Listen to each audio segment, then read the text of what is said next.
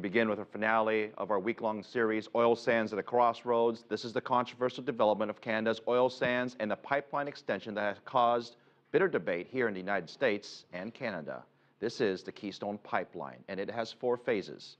Phase 1 and 2 are already in operation. Phase 3 is under construction and is expected to be ready by early next year. Then there is the controversial Phase 4.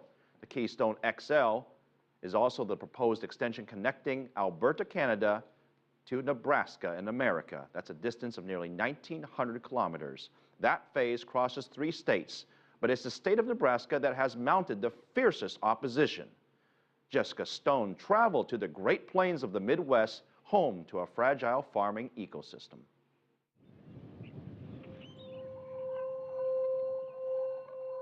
Tibetan tranquility puts a smile on the face of American farmer and rancher Rick Hammond.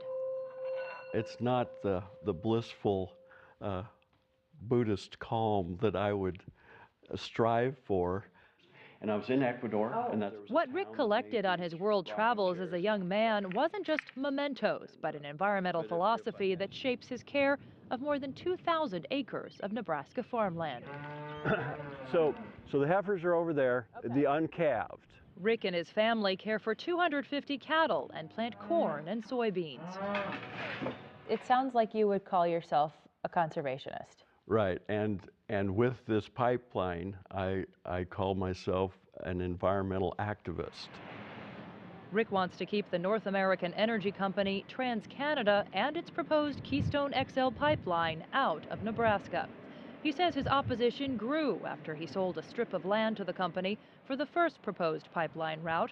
That route has since been moved to protect more of a crucial regional aquifer. And so I offered to give the money back to get my signature back, and they wouldn't do it. This is Rick Hammond's pasture land, and I'm standing on the easement that he sold to TransCanada a few years ago for the original Keystone XL pipeline route. There's no longer any pipeline stakes here, but what there is a sign of protest.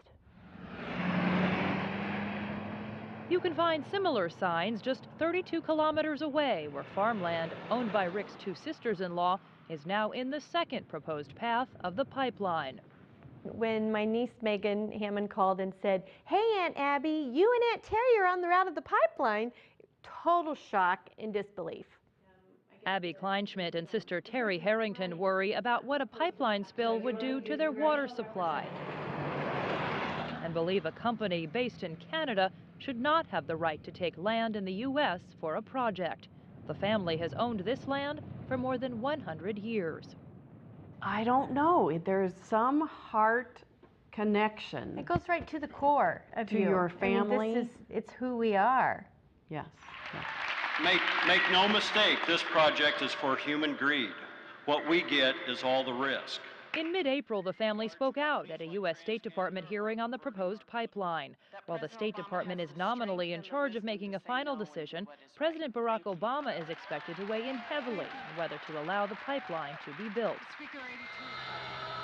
Canadian officials, as well as TransCanada, have been lobbying for U.S. political support, arguing a pipeline would help U.S. Gulf Coast refineries operate at full capacity, create at least $5 billion in property taxes, and 9,000 construction jobs. Every day this project is delayed means that these skilled workers are unable to get the hours they need to qualify for their health and pension benefits or to provide quality of life that they want for their families. A State Department environmental review reveals the company's existing Keystone 1 pipeline has reported leaking 14 times since going into operation in June 2010. TransCanada argues the spills have been small and that this new pipeline boasts the top technology for spill prevention in the world. The system is capable of isolating any section of pipeline by remotely closing any of the hundreds of isolation valves on the system within minutes if need be. But in Nebraska, where the #1 industry is agriculture, Rick says the risk to the fragile farm ecosystem is just too great. Man-made things do fail, and this pipeline will leak. And we do not want this in clean water. While the promise of much-needed jobs in a recovering economy is alluring, some wonder if the environmental price tag is simply too high.